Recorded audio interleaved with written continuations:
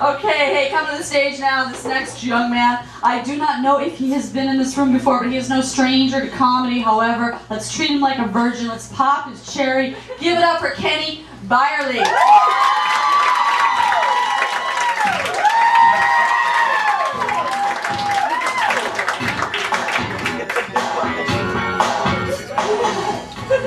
Hey everybody, thanks for coming out. Thanks especially to all the people that I asked to come out here, and for parking and everything. I know it feels like a rip-off when parking costs more than your car. So it isn't more thankful. You just want to be like, fuck it, I'll buy something here tomorrow. It's like when doing laundry costs more than your clothes. It sucks. A lot of my friends here are from USC, Trojans. Trojan seems like a funny brand name for a condom, doesn't it? To name your condom after the Trojans. Here's a civilization whose biggest claim to fame is letting something in because they thought it was safe. And then it turns out not to be. There goes your whole civilization. It's gone. That's it. That's what we want. Snap that right on there. That's our condom name. That's our protective product. People want that in their vagina. I went to the beach recently, spent some time on the beach, got a little sunshine. Get this, it burned me. What the hell? Does that always happen? I'm not missing much. That's retarded. But actually, I don't normally care for the beach because I'm not a very good swimmer. And I blame my parents for that because when I was a kid, they would never spring for swimming lessons. Instead, they just bought one of those big iron balls on a chain, locked it to my ankle, and threw it in the deep end. But then again, it's like my dad always said. He said, son, we don't love you very much. The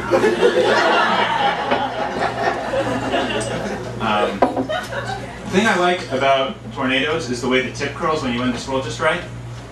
No, wait, I'm thinking of soft serve. The thing I like about tornadoes is that they killed my grandma.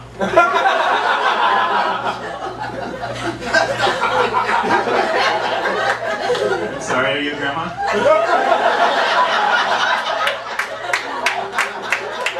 Well, I seriously didn't even mean that as an insult.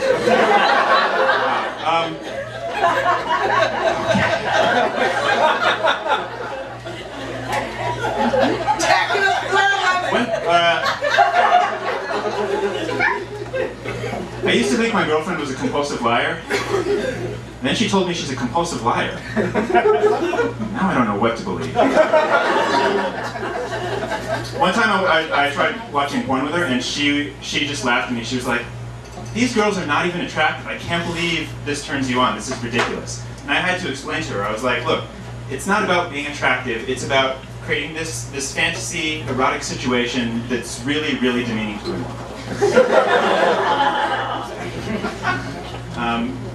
I really love the Amber Alert system. It makes me feel like a hero for like 30 seconds. You sit up there, you're like, 85, green Chevy, 1A SC496. I'm on it. Well, that's all I can do. No, wait, that's my car. I like the Amber Alert system because it makes me feel like a celebrity. I don't kidnap children, that's just a joke. I know what you're all thinking though. You're thinking, what is this man's ethnicity? And how will he parlay it into comic gold? Well, I'll tell you, I'm what some people call hapa. It's a Hawaiian word, and it means that I am half Asian and half, regular. You might say that I combine the fierce work ethic of the Chinaman with the martial arts ignorance of the white man. Growing up, I had a lot of different cultural influences pushing and pulling me in different directions. For instance, my parents were always fighting over whether to whip me with a leather belt or a traditional bamboo stick. But my mom, who's Chinese, was always pushing me to be better than the other kids in school, to excel, to be competitive. And I think that was really good for me because when I started kindergarten, I took a test. And I was already watching TV at a 4th grade level. I was ahead of the game. Much like an Asian kid, I grew up knowing how to use chopsticks. But much like a white kid, I learned from the wrapper at the Chinese restaurant. Grip chopstick as you would a pencil. Brilliant. Thanks for nothing, Mom. One good thing about being half Asian is that when I've been drinking, my face only turns half red. The only downside is I spend the rest of the night flipping a coin and trying to figure out how to kill Batman. Another good thing about being half Asian is that unlike regular Asian guys, I don't get so pissed off about the white guys stealing all the hot Asian chicks. Because without that, where would I be? One misconception people have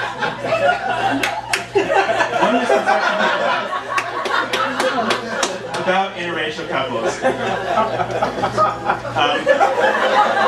is that it's some kind of symbol of racial harmony. Like, if people always say things like, oh, you know, I think all the races should just have sex with each other because then there'd be no more racism. Oh, I hate this bitch. But, dude, get your own fucking open mic.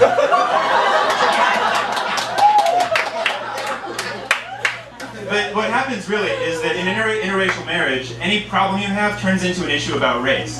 So any problem you have with a person, you blame the race for it. And that's how I learned how different races feel about each other. That's how I learned that Chinese people are never on time, and they're very cheap, and they cook with too much grease, and they can't clean up the house. And how white people really like yelling at minorities.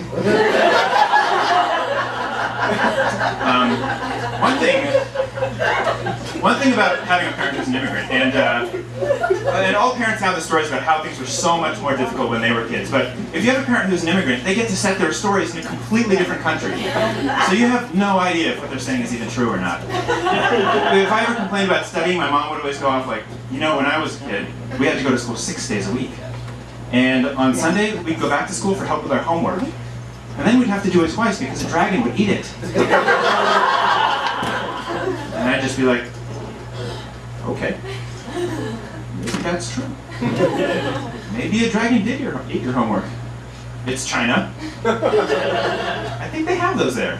My dad couldn't get away with that. If he tried that, we'd just be like, there's no dragons in Oklahoma. When people find out that I'm half Asian, sometimes people get excited. They're like, wow, you're so lucky. Half Asians are so good looking. And I'm like, I know! And they're like, I wish I could have a kid who looked like you. And I'm like, okay. Turns out that's not necessarily, when people say they want a kid who looks like you, they don't necessarily mean I want to have your baby. But it wouldn't have worked anyway. It would have been like 75% white, 25% Asian. Those aren't as good. But it's okay, because actually my girlfriend now really is half white, half Asian, just like me. People get excited. They're like, oh wow, you're the same shit. Your kids are going to look just like you. That's so cool. Like I go around to white couples. Oh wow, you're both white. That's so adorable. Your kids are going to be so pale. Burn really easily. You're really bad at jumping. It's horrible. As exciting as it is that my kids could share my exact ethnic ratio, though, I think it'd be even cooler to get one completely white and one completely Asian. And I think if we work it just right, we can pull it off.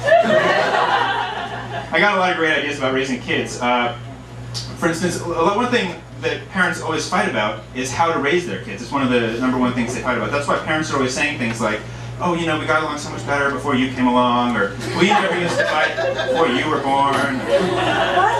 Just me? But the point is, I found a solution. You get a couple kids, you each take one. Raise them separately. Get a duplex or something. And then when they're 18, you see who wins. You might say, that's so subjective. How do you rate a human being? Easy. Steel cage match. Is that the light? Yeah, it's been on. Oh, I'm so sorry. Oh my gosh. I guess my time's up. I should wrap this up. You guys were just enjoying it so much it was hard for me to stop.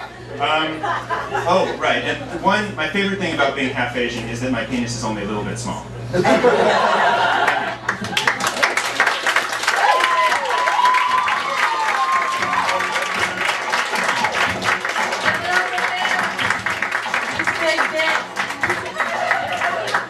An Asian running the light. Fancy that.